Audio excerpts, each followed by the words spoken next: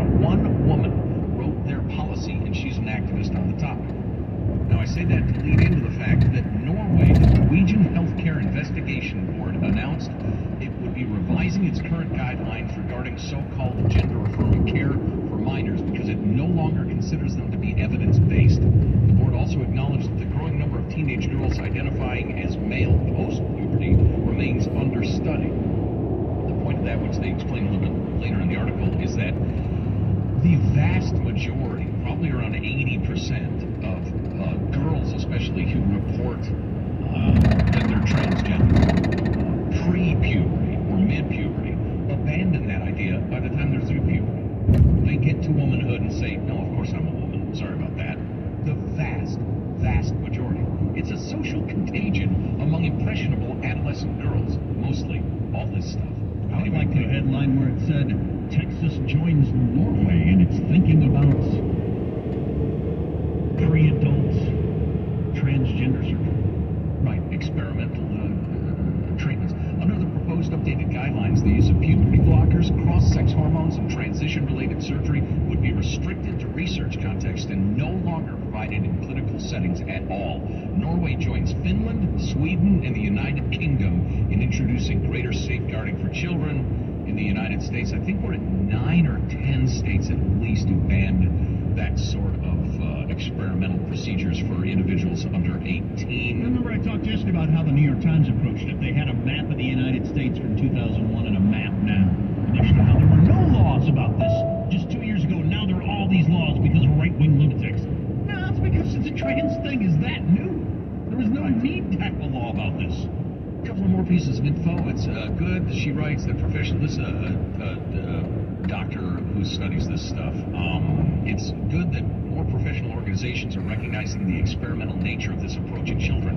An existing body of research shows that most kids with gender dysphoria grow to be comfortable in their bodies upon undergoing puberty, and that those wishing to transition suddenly post-puberty may be experiencing a social contagion. These studies have been dismissed because they don't fit the preferred activist narrative.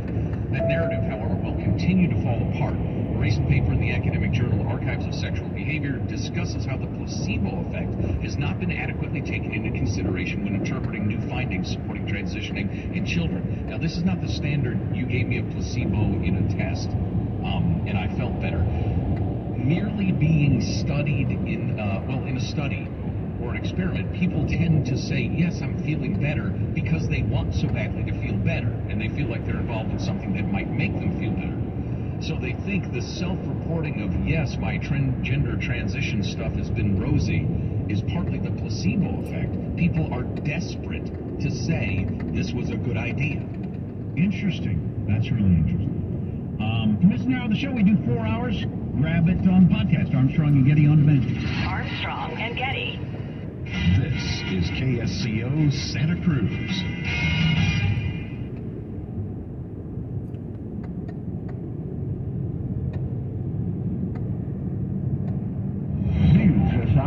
townhall.com. I'm Rich Thomas.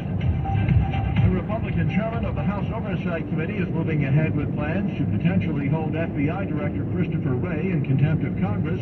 Wray's refusal to hand over a subpoenaed document dealing with the Biden family's business affairs. Kentucky Republican Representative James Comer said a more than hour-long briefing he received Monday from Bureau officials does not amount to compliance with a subpoena. FBI officials came to the Capitol to brief Comer and Maryland Representative Jamie Raskin, the top Democrat on the panel. Correspondent Norman Hall. The information subpoenaed by the panel is not classified. The Atlanta City Council has approved funding for the construction of a proposed police and firefighter training center. It's been the scene of violent and destructive protests by anti-law enforcement activists. The war in Ukraine takes an even more dire turn, raising the specter of serious flooding and threatening a nuclear power plant. A major dam in the south of Ukraine has been breached. The United States says China's military become more aggressive of late. In recent weeks, China sailed a warship across the path of an American destroyer in the Taiwan Strait, and one of its fighter jets intercepted a U.S. Air Force aircraft over the South China Sea. John Kirby is with the National Security Council. These are part and parcel of an increasing level of aggressiveness by PLA, the PRC's military. Defense Secretary Austin has said the U.S. would not flinch in the face of bullying or coercion from China. Greg Clugston, the White House. In Oklahoma, a school board has approved a publicly funded religious charter school. Approval comes despite warnings from the state's attorney general that it's unconstitutional. On Wall Street, stocks have turned positive. The Dow is up 51 points, the NASDAQ ahead 35, and the S&P 10 points higher.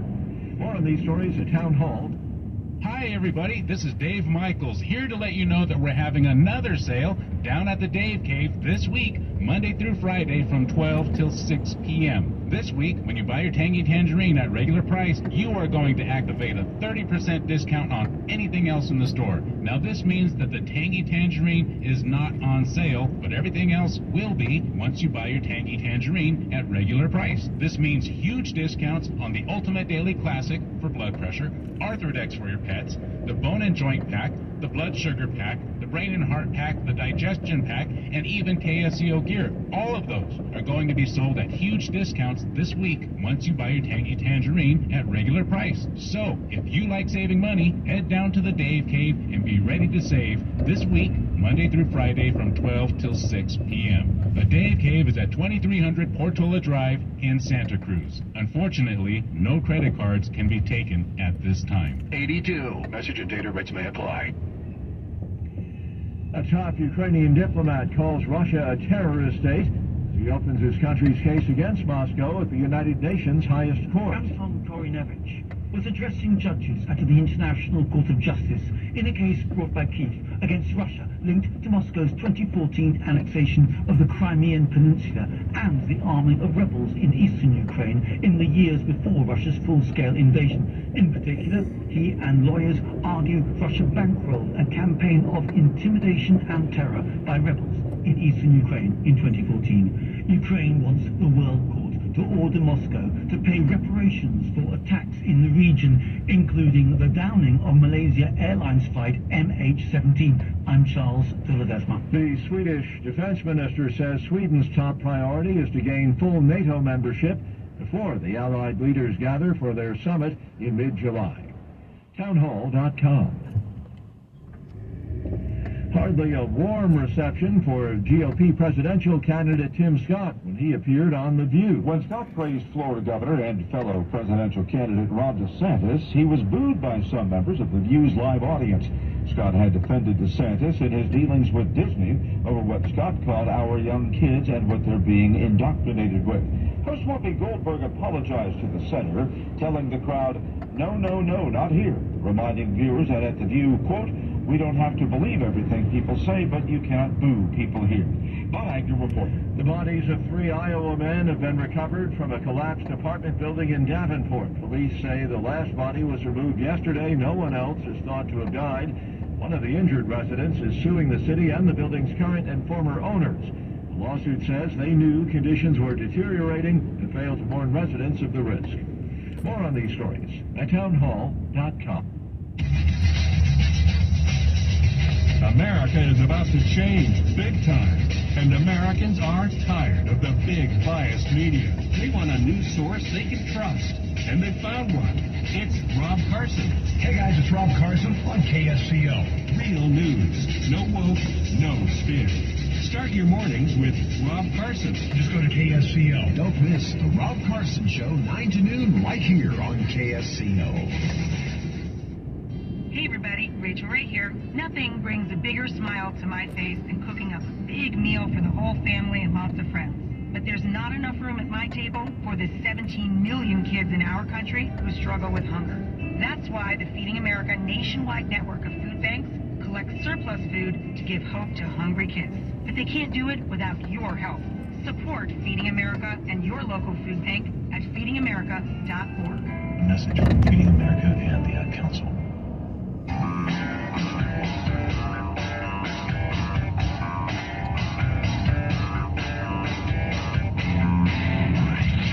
From the Abraham Lincoln Radio Studio at the George Washington Broadcast Center, Jack Armstrong and Joe Getty. Armstrong and Getty Show. The mission begins here in Normandy, France. The objective, carve carve out a foothold in German-held France and push Hitler's armies back to Berlin. The airborne troops are the first boots on the ground. While the rest of the invasion prepares to land on the coast, they will jump in under cover of night and start the battle behind enemy lines.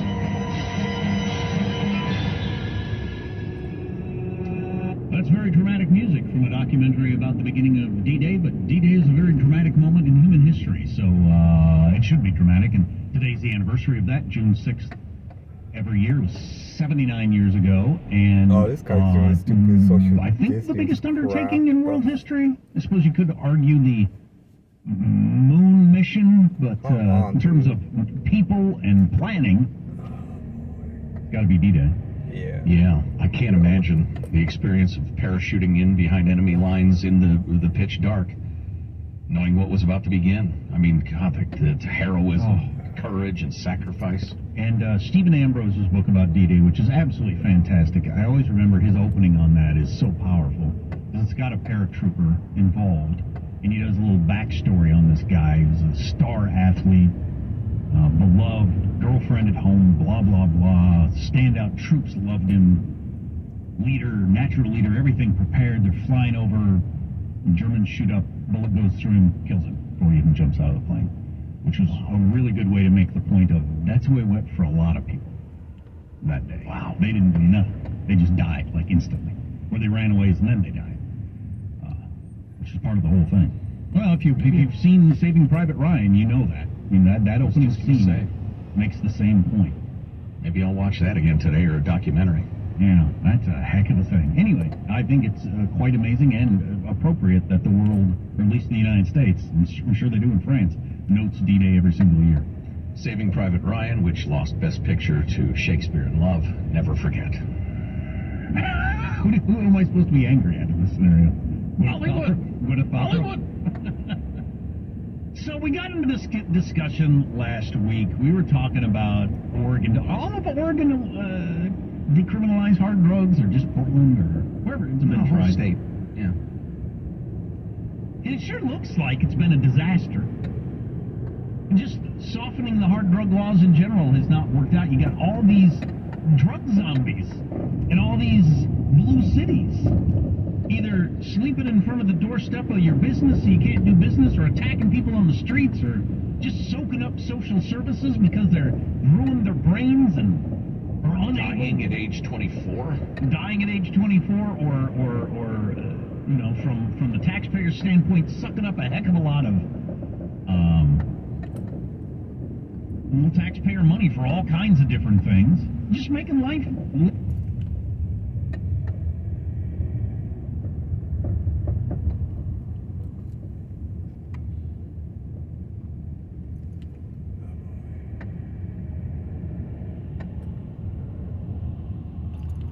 Enjoyable as a law-abiding tax-paying citizen. And so I was asking, because I've heard a number of my super smart libertarian friends, Charles C.W. Cook talks about this all the time, Tim Sandifer talks about it all the time, about how drugs should be legal. We should be able, as human beings, free citizens in the United States of America, or on the planet, be able to put anything into our body that we want to, and the government can't tell us we can't. I understand. That makes perfect sense to me. Except I don't see how it brushes up against the reality. If you have a giant chunk of the population that's willing to do that, ruins their lives, and then it's going to cost us gazillions of dollars, and some of us are going to get our heads cracked open, or our cars broken into, or our businesses robbed by the drug zombies. I don't see how that works out. So this became a conversation. Somebody actually posed this question to our friend Tim Sandifer, and they got into a long Twitter discussion about it, and I was reading some of it yesterday. It's very long. I thought this was worth pointing out. Tim tweeted out that he highlighted an important part of the original part of Madison's words from Federalist 51 from the Federalist Papers, and we've read this many times. If men were angels, no government would be necessary. If angels were to govern men, neither external nor internal controls on government would be necessary. In framing a government which is to be administered by men over men, the great difficulty lies in this. You must first enable the government to control the governed, and in the next place, oblige it to control itself. With Tim making the point right after that, because he highlighted everything but that first sentence, he said, My conservative friends love quoting the part I have not highlighted. That's the first sentence. If men were angels, no government would be necessary. He said, but not the rest of it, because they want to say we're all beasts who must be controlled and herded. By whom? Why, by them, of course, because they're better than we mere mortals, you see. Again, the libertarian argument is not and never has been that people are all goodness and sweetness and therefore we don't need government. The argument has always been that government is itself run by mortal, fallible, corruptible, ignorant human beings.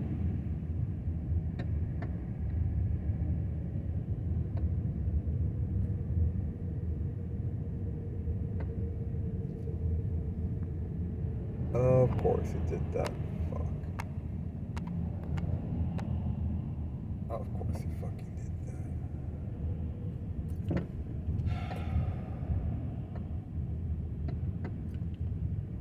Of course he did that. Because of what it's costing those of us who don't do drugs. Now, Tim ultimately gets to a point where he says, well, I don't believe in the rest of us paying for other people's mistakes. We shouldn't, right. They have to pay the consequences. Oh, come on. The fucking stream is broken.